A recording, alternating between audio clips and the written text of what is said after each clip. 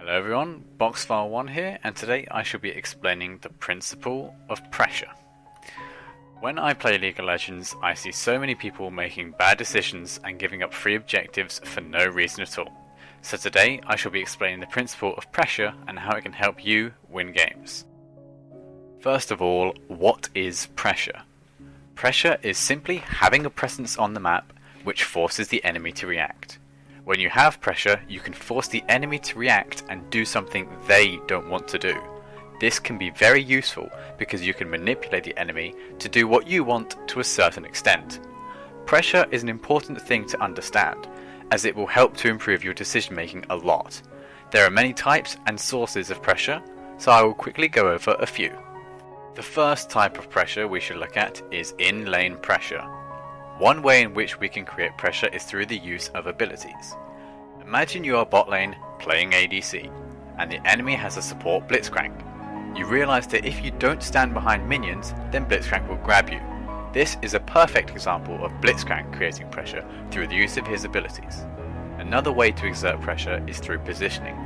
If the enemy starts to move past the minions towards you, then you are forced to react. Generally, you have two choices. Number 1, get zoned, or number 2, try and fight. Here the enemy is applying pressure, i.e. forcing you to react, by noticeably positioning aggressively in the lane.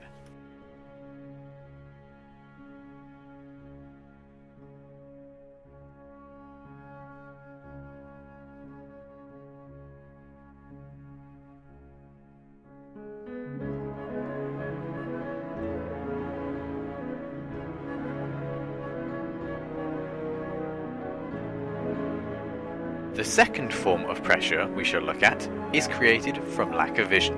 This is missing in action pressure. When you don't know where the enemy jungler is, or when you don't know where the enemy laners are, generally the mid or top laner, then you have to change your playstyle to a more passive one. If you don't play passively, you are likely to get ganked and die. This form of pressure can be mitigated through the use of wards. Once the game reaches about 20 minutes, then both teams start to group. It is at this point of the game that creating pressure in the lanes becomes very important. One popular method of creating pressure is split pushing.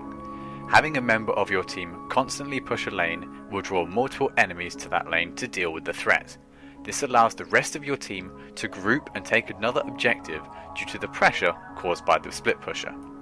In a similar fashion, having your side lanes push by themselves is an alternate way to create pressure. In this approach, we aim to clear the enemy minion waves before grouping with our team. This will allow the waves to push while we are doing something with the team.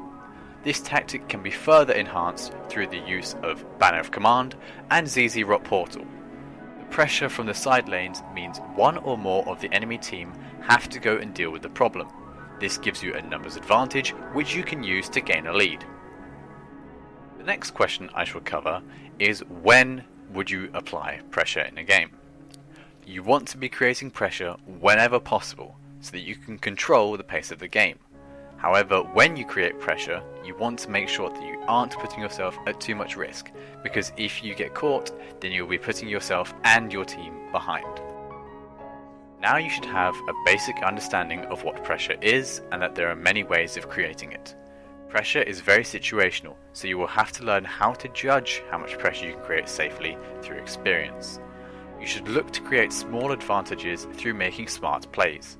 If you can learn how to create pressure and how to predict pressure, then you will become much better in your decision making. Thanks guys for watching. I hope you enjoyed the video and I hope you learned something from it.